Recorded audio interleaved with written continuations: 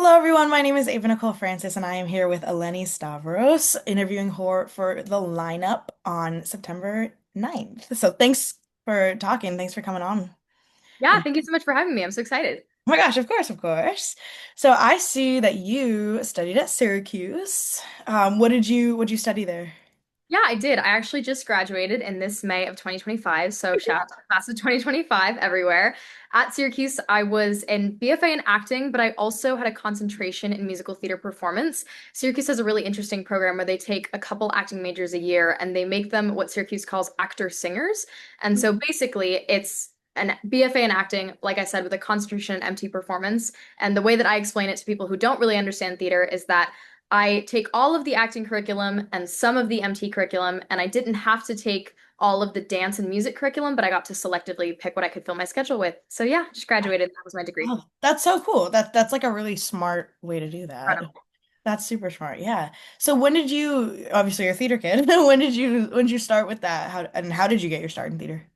It's always been such a huge part of my life. I actually really started in music. So when I was 5, my parents put me in piano classes and I fell in love with classical piano. I took with a classical piano teacher for about 11 years of my life and I went all the way through about my sophomore year of high school and then I took a year off and then COVID hit. But piano is still a very big part of my life.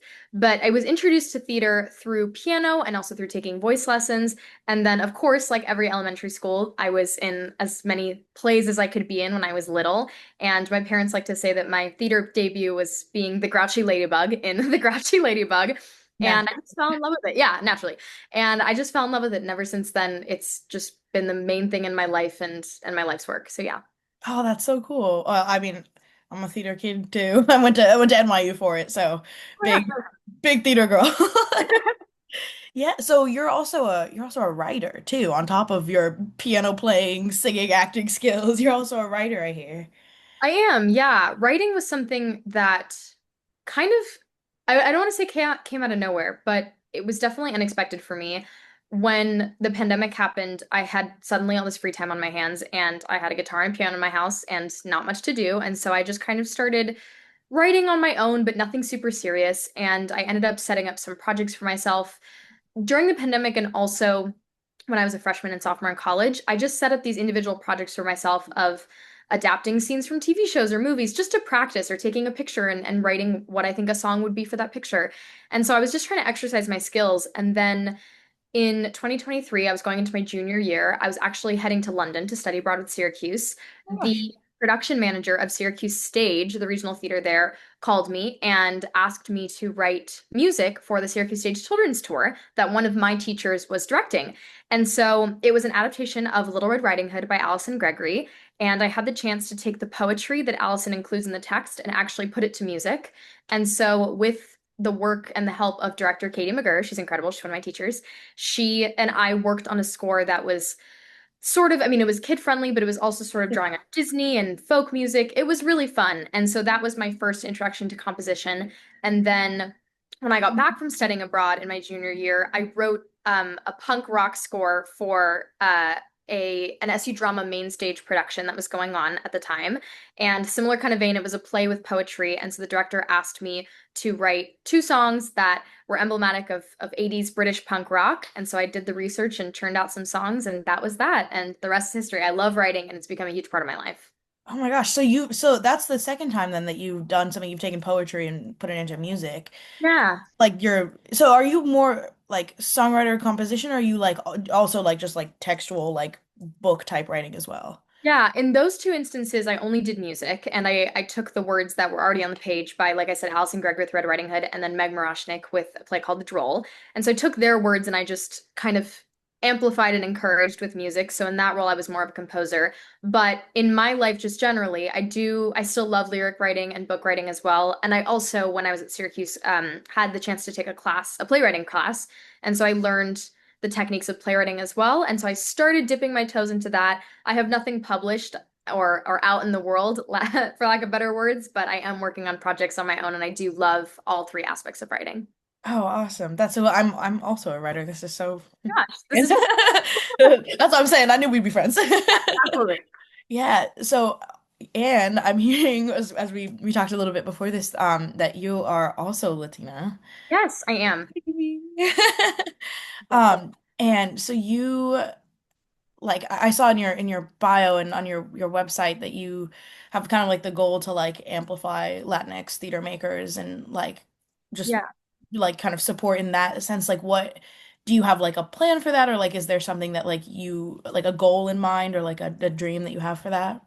Yeah, absolutely. That has been a huge passion and mission of mine for a long time, and it was actually fueled by a project that I did at Syracuse. So, I guess just to kind of recap, because my name is Eleni Stavros, which is maybe the most Greek name you could ever have.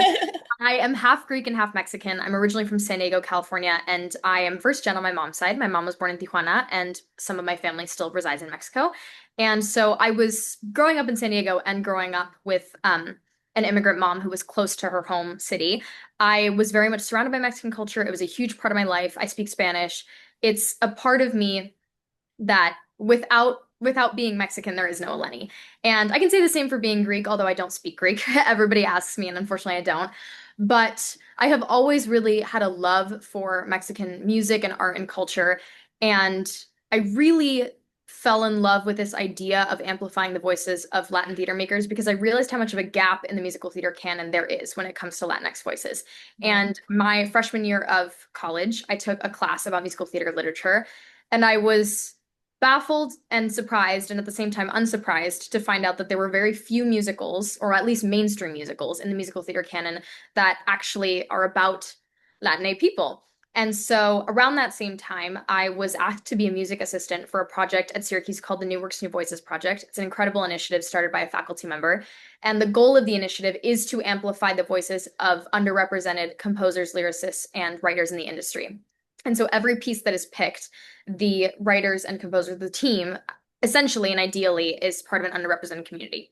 And so working on that project while simultaneously having this realization about the lack of Latin theater in the musical theater canon, both of those things happening at the same time made me realize that that is something that I was really passionate about. And so for the last couple of years, I've been doing a lot of research and work to familiarize myself with what is out there. There's also, while I say there's a small amount, there also are artists who share that mission. I mean, an easy one is Lin-Manuel Miranda, of course, but the team of Real Women Have Curves, the team of Buena Vista Social Club, there's all of these incredible shows that are finally getting what they deserve and finally getting their flowers and attention.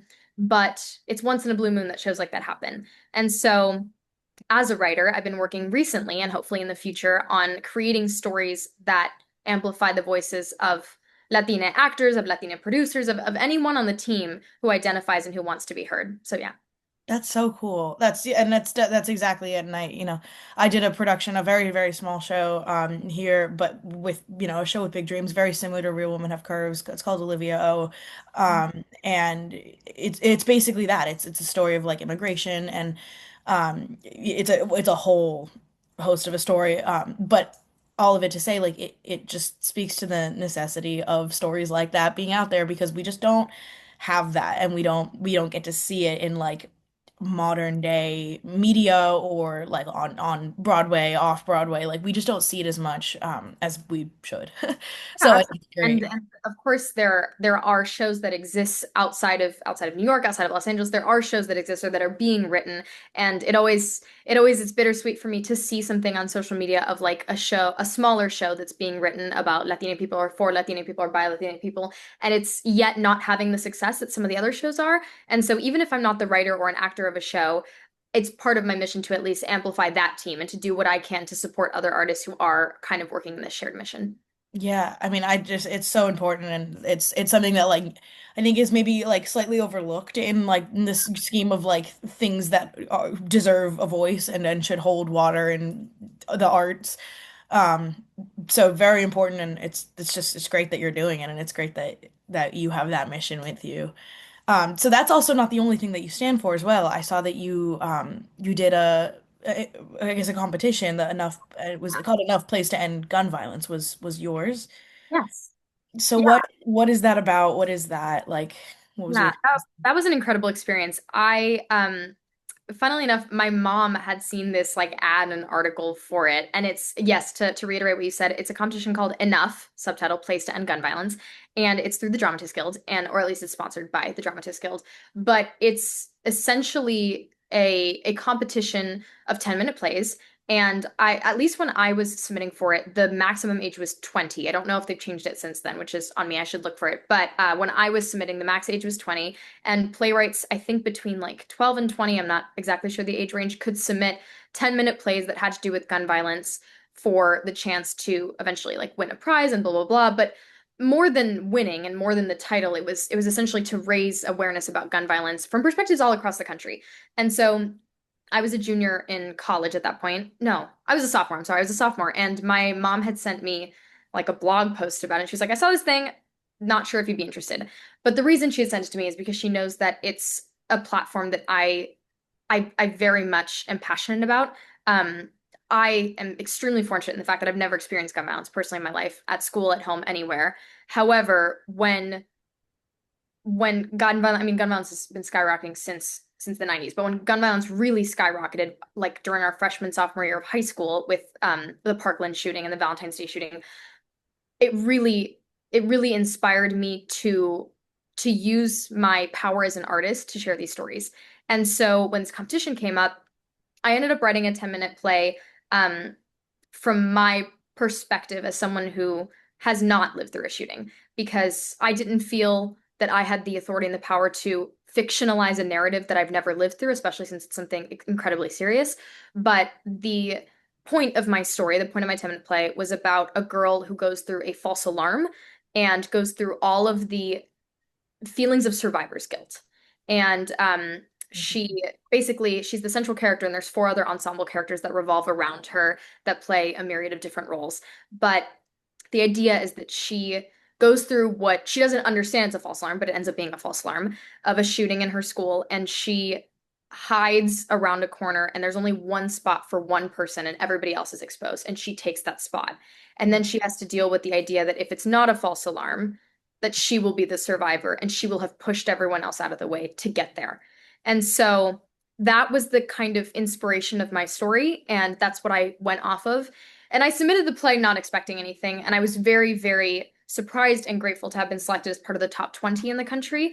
And so then from there, they selected a top three, which I did not make it to, but the top three plays were incredible my year.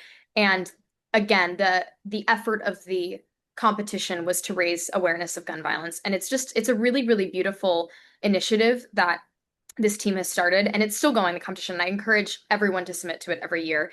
But this is a platform that I'm not done with. It's a platform that I engaged in at that age, at that time with that play. But there are definitely pieces of work in the future that I want to work on that raise awareness about this, because it's extremely important. And unfortunately, it's not going away anytime soon. Yeah, I mean it's we hear about it every day and there's always another one, and at any point like you could look up like most recent one and it just goes straight there. So I think like you are first of all incredible person for advocating for it and for both for everything that you are speaking out for. It's definitely not easy to be like very publicly forward about opinions like that, and I think that it's necessary and needed. And so thank you for doing it, both for gun violence and for Latinx theater makers and for for all of it. I just you're a very forward person in that regard, and I think that that's needed, and I'm glad you're doing it. But yeah, I mean, I don't know what really can follow that, so I'll turn to kind of wrapping it up into like, do you have anything coming up that you want to promote? Anything going on for you? Yeah, right now, I would just say come see the lineup on Tuesday, September 9th. It's going to be a great night. Everyone's singing is incredible, led by the incomparable Susie Mosier. She is hilarious. She is bright. She is funny. She is kind. She is everything that is going to make this night wonderful. And so I would just say come see the lineup. And you can follow me on Instagram at Eleni.Stavros or check out my website for more updates. Yeah. Oh my gosh. Well, thank you so much for joining, and it was amazing to get to talk to you, and I can't wait to follow you and your journey afterwards, and just support in any way I can, because I think that you're such a cool person, and I'm so excited to meet you in person on Tuesday at the Yes, lineup. absolutely. So for anyone watching, please come and support this show, support Eleni and all of the other people on the lineup. It's going to be a great night, September 9th at the Green Room 42 at 8:30. Eleni, thank you so much for coming on and for talking, and we will see you then. Thank you so much. See everyone then.